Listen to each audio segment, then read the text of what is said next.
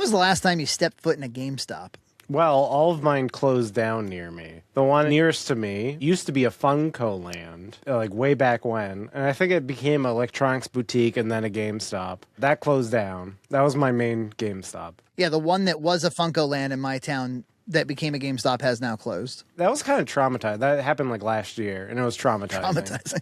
It was because like that was the one I went to in my childhood, and I like bought Game Boy games there. I traded in PlayStation games. That was my home base. Like showing up one day and it's gone. I know it's a GameStop, which is different because it's got like Funko Pops and shit, but it still was. It was like, oh, things are moving on. Things are closing down. Yeah, the one in Dartmouth was like there was that, the Barnes & Noble, the Bed Bath & Beyond. And yeah, like store by store. But Barnes & Noble still stands tall. In fact, we went there. Gloria's second grade bus driver wrote a book about being a bus driver, and I guess she's going to feature in it. And so Nina wanted to go like pre-order it at Barnes & Noble, and we went in there, and I was walking around and chatting and stuff, and Gloria was like, "Shh, Dad, shh."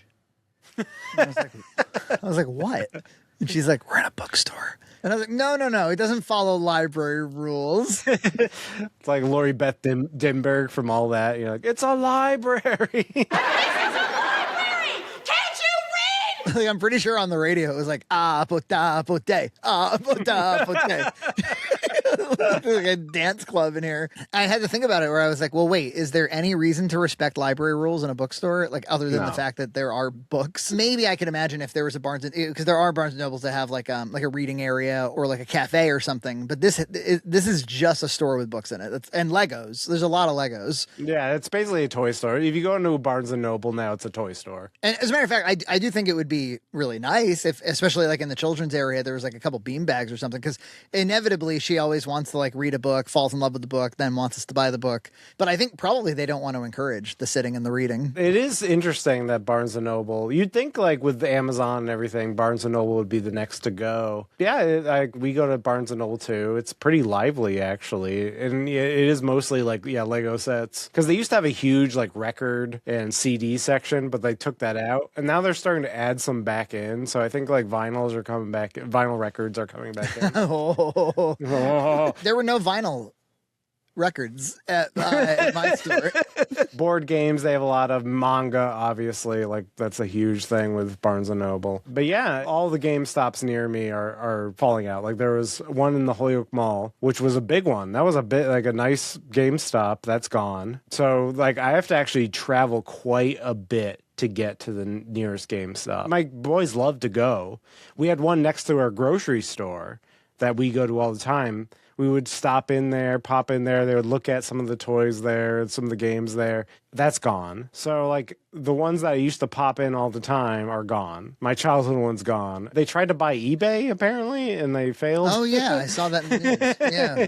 eBay now, I just kind of, like, peruse the laser discs, which is quite fun. I saw, like, a Super Mario Brothers 1993 laser disc, and I was like, And then there was, like, a Japanese one that looked really unique. But anyway, I bring up GameStop because on Tuesdays and Fridays, Gloria now goes to rehearsal she's going to be in Shrek Jr. She's going to play Alice from Alice in Wonderland, Grumpy the Dwarf, or as she says, Grumpy the Dwarf.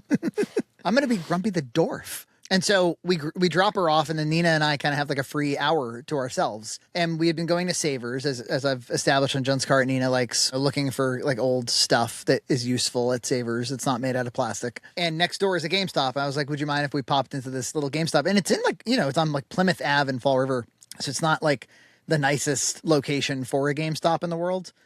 I'm surprised that one is surviving, is my point. We walk in, and first of all, it's crowded. And by that, I don't mean by people. I mean by stuff and aisles and displays. There's very little room, actually, to get around. Because now, like, you're immediately assaulted by, like, want some socks, want some toys, want some... Yeah. And, we're just wandering around. Nina saw something. There was, like, a Pokemon backpack. I guess it was, like, the Pokemon that you get when you play Violet. She ended up getting for Gloria for her birthday, because Gloria likes that kind of thing. And then in the back, behind a glass display, was kind of like an eclectic, disorderly array of like retro stuff. There was like some retro games in there. There's like a Wii U for $170 or something. Just a bunch of stuff like that. Although, as a matter of fact, at Savers, there was an Xbox 360 for $40. I was like, wow, that's actually a pretty good deal. Yeah, I went to Savers and they had a PlayStation 4, and it looked like it was like covered in like chocolate or something. Like it was just like the filthiest PlayStation 4 ever, and it was like $20. I was like, should I just get that to see if it works? But then I saw Chromatic. I saw this box behind the glass. So spoilers, I bought it. Now, this thing, when I first heard about it, I think it was from Metal Jesus, who was like, whether or not you should buy the Chromatic. Yeah, at the price point of $200, that's a tough call. It really depends what you want out of your retro blah, blah, blah, blah. I was like, well, what exactly is it? Because I've got emulators out the asshole. As Jason Graves would say, more ways to play the same ROMs. Yes. Okay. But I kind of kept bringing it up in Discord. According to him, I never shut up about it, apparently. Yeah, the expensive Game Boy that Frankie won't shut up about. The Chromatic. I see this thing like at GameStop. Well, he won't stop talking about it. He's like, dude, the Chromatic seems pretty cool. I think when it comes to FPGA Game Boy, there's the Chromatic and there's the Analog Pocket, which you have. You still play that thing ever? Yeah. It's actually kind of nice because you can do save states with carts. I actually back up my saves of my Pokemon with it. So it's like you do a save state, and if your like battery dies or whatever, you can just pull up your save state again. It's pretty cool. You know, I'm looking at it. Nina's in a good mood. I'm in a good mood, you know? I had been getting advertised it on social media and re-advertised it on social media. Like I had spoken about it in front of the microphone too many times. I was like, what if I bought that? She's like, go ahead. She was like, whatever, fuck it. Yeah, go ahead, have fun. Get the Chromatic. She's like, I don't know what a Chromatic is. It makes you happy, but touch the buttons. So for those who don't know, it's a Game Boy replica. It only plays Game Boy and Game Boy Color. It takes cartridges, much like the Analog Pocket, right? It's made out of metal. Oh. It's sturdy as fuck. Like that's why it's called Chromatic. Apparently a guns dealer, controversial type guy. Oh yeah, that's product. The only thing like I hear from YouTubers is that they have to be like, all right guys, just as an aside, like I know there's some ethical issues about it, that it's a gun dealer that sells it, and it's like they like every single thing that I've seen on it, they have that little aside. It was made by Palmer Luckey, former founder of Oculus, who was fired from Meta for being a Trump supporter and is now an arms dealer for the government, who makes drones with guns, drones with bombs, boats with guns, and surveillance towers. Yeah, he sells billions of dollars worth of weapons to the government and also makes a Game Boy Color. If Adobe VR nerd turned controversial arms dealer were to make a game console, what game console would he make? I couldn't finish out this video without bringing up again the potential ethical concerns of buying from somebody like Lucky Palmer. And I fully acknowledge that we don't know where our money is going with many of these devices. If you think about like an Ambernick device made by a Chinese company, who knows where that money is going in terms of their taxes and whatnot. So I don't want to get on a high horse or a soapbox about this, but if you are having any sort of conflicts about, you know, buying this device and the politics or anything else related to it, I do think it is worth doing your research. There's some problematic things about it, even though they're buying like Chinese handhelds. That would have been a great name for it. Instead of the Chromatic, the Problematic. The problem.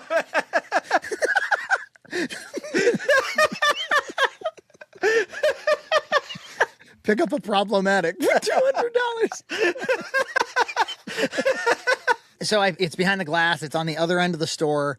I go up to the register. Nina's paying for the backpack. I can still back out of this thing. So we walk up to, you know how like their register is like a big desk? Well, there's like one GameStop girl on one register and one GameStop guy on another register. And by this, I mean they are types. Yes. You know, we're kind of like asking like, hey, which one should we go to? And they're like, doesn't matter. So we end up going to the person we were closest to, who was the guy. And then he's like making stupid jokes, like almost like flirtatious, where he's like, now, if you had chosen her, I just would have quietly judged you. Yeah. And I'm like, I don't want to do this. I'm too old. So instead of like going along with the bit with him, I go, can I go get a Chromatic? And they're like, yeah. White or black? Apparently, see that little landing strip between the two purples? It's that thing that's either black or white or maybe a third color. There's more colors. There's a yellow one. There's a green one, but I think that's the GameStop color. Yeah, on the box, it's clear. So then that's how you're able to see through the box what color it is. I went with white because the rest of it's white. So I thought that would look better, and it would kind of like accentuate the purple a little bit better. I do like the purple. It's almost like a Super Nintendo purple.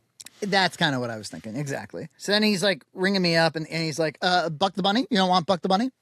You're going to get some games? You're going to get Buck the Bunny? And I was like, Buck the Bunny? What are you saying? Fuck the bunny. What do you want me to do? You want me to fuck a bunny? So I'm like, I'm okay. He was like, don't you want any games with it? And I was like, well, doesn't it come with Tetris? Because the whole thing is that it comes with a chromatic specialized version of Tetris. This is a great version of Tetris. This is a lovely version of Tetris. I can see why it's popular. But then the girl kind of like walks over, like, okay, I'm going to go get you a $200 item. I'm thinking like maybe they're dying to sell these, but you know, they don't work on commission. So she takes it and then he keeps talking about Buck the Bunny. And I was like, all right, sure. I don't know what that is. He was like, oh, it's a chromatic special game. And I was like, all right, why not? Yeah, that might be fun. And he brings it over and it's a $45 Game Boy game. And I'm like, oh, fuck. Oh, and she bitches about it. She's like, I have to go back over there again? And he's like, come on, Chloe, get it for him. And it's just, I'm like, the two of you. Chloe has to slither over there. He's like, and so obviously this is an expensive item. Should anything happen to it, do you want to pay $10 a month for the rest of your life just so you can bring it in? And I'm like, no, fuck no. off. And of course I'm reminded, this is why you're all closing, by the way, GameStop. Like, this is not a fun experience. Have you ever seen the John Panette thing about like getting a warranty for the toaster that he's buying? She said to me, would you like to buy the warranty for the toaster? No. Here's what's going to happen. I'm going to give you money and I'm going to have the toaster. And if it breaks, I'm going to buy a new toaster. Exactly. It's $49. I think I'm going to absorb the risk on this one. So I leave and it's all good. And I start playing with it immediately. And boy, are they right. This is just a Game Boy. That's all it is. Yeah, this is the Game Boy Color. Regular Game Boy Color versus a chromatic. It's really very, very similar. Almost, it's a little thicker than the Game Boy though, as you can see, but not by much. It only plays Game Boy Color and Game Boy regular games, so no advance. So obviously the Pocket has it on that. Audio is really nice. Screen is an IPS premium screen. Like they really put a lot into that. They always say like it would be really hard to damage this thing and to crack the screen, because again, it was made by an arms dealer, the Problematic. The Problematic. He knew how to make it indestructible. So it was fun because when I got home, aside from their version of Tetris, when I got home, I immediately was like, oh, what Game Boy games do I have? Like, do I have carts? My boys have been kind of fascinated with Game Boy games. I think just the act of like putting in a game, and it has like art on the front. It's like is Super Mario Deluxe. There it is. I got the there. It is. This is a great version of the game. I know it's like cramped because it's the Game Boy screen, but it's got that challenge mode, Boo versus you or whatever. It's got lost levels in there too. If you beat it's a Super Mario for super players. They call my it favorite. They're harder levels. It's stupid. Hey, Texas. Nintendo should just port this themselves to the NES with all the features. That would be awesome. That's a perfect ROM hack idea. I got Link's Awakening DX. Me too. For some reason. Right. Oh, really? That's the next one up? I think my friend Aaron gave me Space Invaders at some point. Just handed me Space Invaders. I bought this at Black Lodge Collectibles in Cranston a few years ago. Simpsons Treehouse of Horror. Piece of shit game. Piece of shit, but Simpsons. I only had 2 games as a child. Kirby's Dream Land was one of them, and boy, did I love it. I would like the second one because it's better. The second one's better, yeah. 6 golden coins. This is my childhood copy. I showed Gloria. I was like, those are my childhood save states. And she was like, oh my God. She was like, don't delete them. It is pretty amazing. Like, I have this thing. It's like the Mega Memory Card. I have all of my like old Pokemon save. This is something that can back up your save states. And it was released in the 90s. And I backed up all my Pokemon games, all of my Game Boy Color games. So I can actually it injects the save game back into it. Like I went back and I was like, oh, these are my old childhood Pokemon. I got 150 Pokemon. And I was really proud of myself because none of them were named after slurs. It was great. I'm like, I was a good boy. Yeah, I think my Ocarina of Time childhood name is Fuckhead or something. I had, Mario Land 1 and Power Rangers. But it's Power Rangers I bought a few years ago. This is Nina's, and she's got Paperboy in the normal Game Boy. But this fucking Buck the Bunny. Okay, so I learned that this is the game. He was or is the mascot for GameStop. So you've heard me do this bit before. When I make fun of kind of Gen X sounding, boring VO of people doing commercials from the 90s where it's like, play Conker's Bad Fur Day, only on Nintendo 64. He's training for his biggest adventure yet. Oh, yeah. One of 46 weapons and gadgets not fit for this world. I've always done this thing where I'm like, be the only bunny with a gun. It felt like a mascot platform would be a bunny with a gun. And I was like, oh my God, Nina, be the only bunny with a gun. So I played a little bit of this, and this is a piece of shit. This was fun for about no seconds. This is just like hopping around and shooting stuff. And I mean, it's not the worst thing ever, but. You were talking about this, where like somebody you were watching was reviewing all these Chromatic games, and they were like trying to be nice to all of them, but you could tell they thought they were a piece of shit. It's like maybe somebody would like them. Again, really great atmosphere. Like, I can't fault the programming or the art or anything. It's just not a game for me. I did not enjoy this game at all. But it is more of a me thing than the developer. I really didn't enjoy this one much at all. Like I've said about a lot of the other games, the production values are fantastic. Like, there's no knock against the developer here. Amazing work from the programmers and the artists, but from an actual design perspective, I was kind of disappointed. I really liked it for what it was attempting to do, but I didn't really like the controls or the physics. It really does pain me to say that I still didn't really enjoy this one, but definitely check it out. I'm sure if I was a different person on a different planet, I can understand why you might like it. For me, I had to put it down. I was nauseous. There's a great version of Tetris. So this, this has all quality of life improvements if you see it that way. I would respect if you didn't. Like pressing up to land the piece or knowing where it's going to land. It's got the modern rotation, like for whatever Tetris 99 does. Like the pieces rotate that way, which is slightly different. Like if you're super into NES Tetris as I am, like it is slightly different. If you pause the game, when you unpause it, you get a 3-second countdown. So if you were playing on extreme mode, which remember like on NES Tetris, if you go up to like level 9, it's fast, but it's still totally manageable. This has unmanageable levels. Oh, like nice. The moment they start, it's just like blah, blah, blah, blah. So I think the idea is like if you're a competitive Tetris guy, it also has that thing where, like you can flip the pieces around, like when it's already landed. You do that in like the DS one and Tetris 99 and stuff. Although you can't do it infinitely. I could see purists not necessarily wanting that. They have like, there's a marathon mode and like a fast mode, and the colors look great. This is just a great, this really is a really awesome Game Boy version of Tetris. But I want to play all of them. I want to be like the British guy who's trying all of them, and I'm not ready to purchase all of them. I've been playing far too much of the problematic. So, look, this is the paradoxical stupidity of what we're doing. Because obviously I can play Game Boy. This is a dumb thing to have bought. Fair. But then you might say, okay, well, like we're doing a caffeine and consoles kind of thing. Or I've been watching lots of videos lately where it's like, I've tried to live for 1 month playing. Yeah, there's a lot of those. There's a lot of those now. For 2 weeks straight, I only played really old games. No battle passes, no microtransactions, no live service, no online gameplay. For the next 30 days, I am only allowing myself to play video games that fit on one small nook, a 10-inch by 20-inch nook. For the next week, I'm throwing out all of my modern technology and replacing it with tech from the 90s, starting with a Tamagotchi. We also had to get a CRT TV. You might be thinking, what the heck is that? Exactly. Where you're like, oh, it's going to be very limited. I'll have to collect carts and only play that one cart. And what fun that will be. Instantly, I was like, I want an EverDrive. And I was like, well, why don't I just play on an emulator? Yeah. It's like we're reinventing an Ambernick device here. Yeah, I'm just right back to an Ambernick. But it's so stupid. I just think they're neat, as Marge Simpson once said. Yes. So great little thing here. But I will say it's weird to see like the EverDrive menu on a Game Boy for some reason. Yeah. It just feels like real teeny.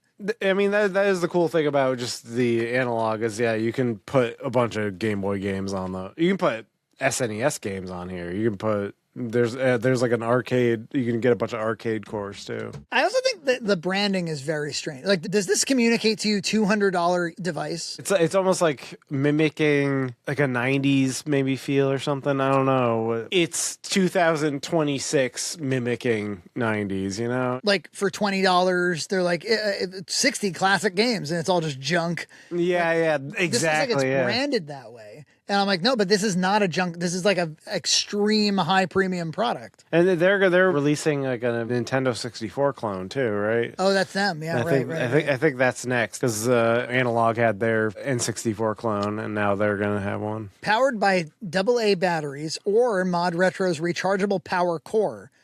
Oh, maybe I can buy that. Does it bother you at all that the Super Game Boy does not support, nor does the Super Game Boy 2 support Game Boy Color, so you can't be playing that on your SNES? Yeah, there's some compatibility tiers there. I've thought of that myself. Like, oh wait, I'll play this on my Super Game. No, I can't. Their whole thing is not like we're upscaling it or we're up-resing it or anything like that. That's the resolution. The exact native resolution of the game. Yeah, exactly. The screen is sick. That is the downside of playing any of these retro consoles, like the Game Boy Color. It's like the screen is just, it's not great. You know how like the screen is so small? You know how like even like the text and the titles will like really hug the sides, and that's just like part of the Game Boy aesthetic. Like there is something about this. There's something to this. I will say like the Analog Pocket screen is so nice, especially when you play Game Boy resolution games. The square screen like up-res like that is really nice. Like I would think that the Analog Pocket would be the obvious one of the two to buy if you must have an FPGA, because it does Game Boy Advance and the screen's really nice and all that. But you know, I played with the Analog Pocket. I think it's great, but I was like, this one's just a little weirder. I agree. I think there's something a little more fun about it. A little more caffeine consoles. Yeah, very much so. While we're just talking about stuff, Jimmy B, guy who provided this hat and Billy Mitchell hot sauce and everything, he was in town, and there they are. There they are. He was in town and he was like, hey, do you want to grab lunch? And so I grabbed lunch with Jimmy B. He wanted me to sign the VHS tapes. So he had his VHS tapes, the Boxmac ones. And then he was like, you know, because this dude's like, his love language is gift giving, apparently. Yeah. He got me the Toxic Crusader little like audio cassette tape. So what a nice thing. Like perfect. Yeah. Do you remember Phil Summers? Oh, of course. So he did those amazing hand-drawn video game books. You got them there? The Mega Man one. So good. Well, we've been experimenting with something in my house where Gloria, if she cannot watch TV or do anything all that like electronic for an hour before bed, she falls asleep way quicker. And so Nina's been like, we're going to do quiet time. There's going to be an hour of quiet time before bed. So around 7 o'clock, all devices go off. Even I try to do it, okay? When all the TVs are off and all the phones are off, she starts like rediscovering our house. So she'll be like in the basement. She'll be like, what's this book? What's this book? What's this? You know, I'm like, oh, those are cool, actually. They're just on a shelf. So we've been like looking at some of the like video game books that I have down here, and she saw Phil's. And on the inside of the Mega Man one are all these kind of like pencil sketches that he published of some of the character designs. And it just ignited her imagination. She was just like, there's something about, those right there. There's something about them being pencil sketches where I think she could suddenly see herself. She was like, oh, I can draw this too. So she sat down at the table and she starts scribbling away. And I was like, hey, I actually know the guy because he's in our Discord now. Also, by the way, like one of the sweetest, greatest, he's another great. Awesome friend of ours now. Like he's awesome. Like I follow him on Twitter too, and all of his posts are like bangers. I love it. Yeah, it's all W takes nonstop. Relentless W takes. So I told I was like, hey, my kid is like very motivated by your art, and he was like, well, can I send you some more stuff? And I was like, yeah, of course you can. So tonight she received this, which is a few more character designs from Mega Man. Oh, look at that. I see like roll. Yeah. And he has stickers from hand-drawn game guides for Mega Man. So I got a couple stickers out of the deal. There's some this here and this little guy. This I love. Kind of the classic TMNT pose, but it's in his hand-drawn style. That's awesome. It's very cool. And then he sent along these like newsletters that he was sending out to his people. So you can even more Phil if you haven't gotten your fill of Phil. So is that Link with the hook shot? Is that what I'm seeing? Is that Bionic Commando maybe? Oh, Bionic Commando, of course. You ever play that game? You like that game? It's interesting. I have it. I actually own it. It's like early Nintendo, but they had a lot of good ideas. Oh, no. The sticker is Gimmick. NES gimmick. Right. Gimmick, of course, gimmick. Well, another very interesting game. That almost feels like a game that would come out like for the NES now, like a homebrew. Yeah, or like I'm sure like limited run games probably released a version of it or something. I'm sure they do, yeah. And then it makes it feel like it's a homebrew when it actually came out at the time. That's my show and tell. That's my new video game handheld. People think I'm sick, and I am. I'm sick. I have to stop myself because I'm running out of room. But hey, the Chromatic's been going in my work bag, and it's been a good old time. It's fun. It's a fun little parlor trick. You show it to people, and they're like, "Ooh, Game Boy." Oh yeah. I love video games. New video games. Weapon stealers. It's great. The problematic. Subscribe to Red Cow Entertainment on Patreon for full episodes every other week.